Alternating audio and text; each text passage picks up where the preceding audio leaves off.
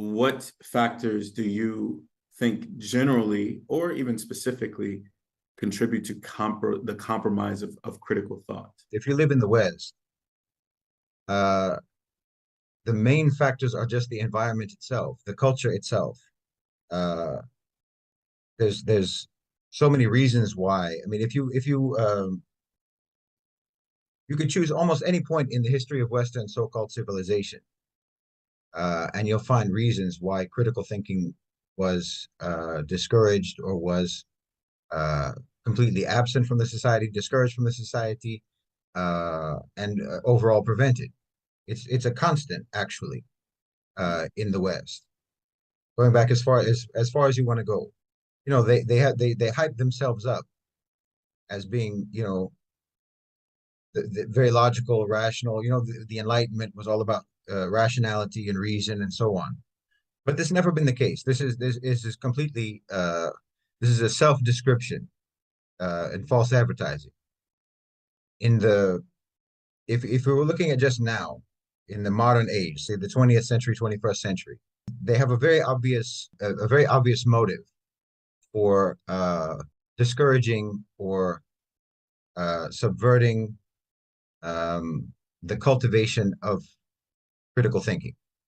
And that's the very simple fact that if the people of the West and America in particular, if they were critical thinkers, then every Western economy would collapse. De facto social order would collapse. The political system would collapse. The way the whole society is managed relies on the population not being critical thinkers. In terms of the economy, mass production is the basis of every industrial economy. And in order for mass production to not result in the production of wasteful surplus of identical standardized goods, then you need to make people make their consumer choices without any hint of critical thought. They need to be impulse driven. They need to buy on impulse, on feeling, on an irrational sense of brand loyalty. You know, all of these things that the advertising industry exists to do. They need to not buy on the basis of what they need and what actually makes sense, what's actually, a sensible, rational purchase. They need to somehow believe that this this vast variety of basically completely identical goods, identical products. They need to believe that these products are all unique and special, even though they're actually, interchangeable. And you need them to assign value to some item, some product, some whatever, on factors that have nothing to do with its utility. It has to be how it makes them feel about themselves or what have you. It's not a critical thinking process. So critical thinking would completely destroy the American economy. If the American people were critical thinkers, the economy would collapse. It's the fundamental mission of advertising and marketing. They want to subvert any degree of critical thinking in a shopper, in a consumer. And the whole economy is based on that. The whole economy requires the population to be disoriented and impulsive and feelings driven, not thinking driven. So I mean, if you're in the West, this is all going to affect you. I mean, in the social order, I've talked about before the fact that America and the West generally, but based on my own experience, especially in the West, in America, it's a society of strangers.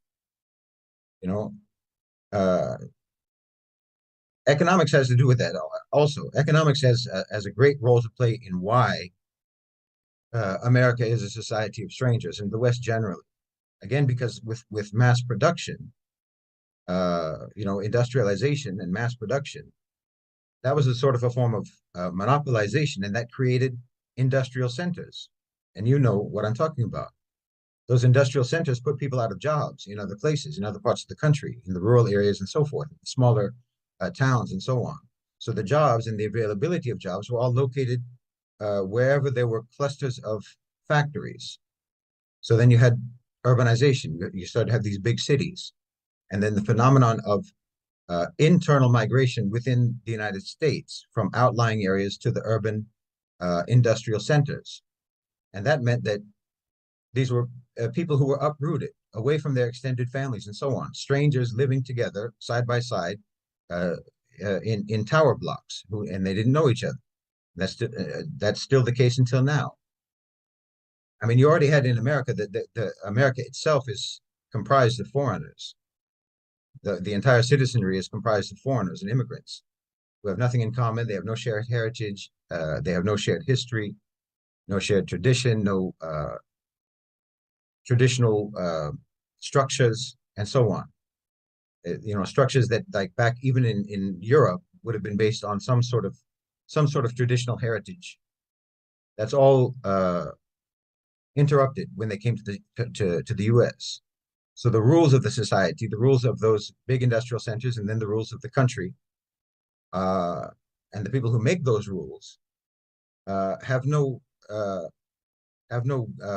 grounding, or they didn't arise naturally from a sort of traditional, organic, natural order, but they're sort of elected or appointed or what have you on the basis of some sort of arbitrary popularity, not on experience, not on a track record, not on any connection with the community, with the people, and so on. So none of this actually makes any sense. This isn't historically how societies were supposed to operate or did operate. It makes no sense. It's completely unreasonable and unnatural. It's an unnatural social model. It's a way of trying to manage the society that doesn't make any sense. It's an artificial, manufactured way, but it only makes sense for the people who are in power in that country and in that society, to have the people isolated and atomized and alienated from one another and alone. And they in America, they call this rugged individualism, being independent and all that. But it's all a tactic for making people defenseless, making people helpless, making people lonely and desperate and vulnerable. And this makes them very easy to control. Like in America, you don't run out of things to talk about with regards to why critical thinking isn't in their interests. Like if you just talk about the political realm and the so-called democracy that they have, it's obvious why critical thinking would undermine that system, because they need you to continue believing that you live in a democracy, and that they need you to also believe that democracy is itself the best possible system of government, even though neither of those things is true. Neither of those assertions is actually true. You don't live in a democracy, and democracy is not necessarily the best system possible. It's not necessarily the best system of government.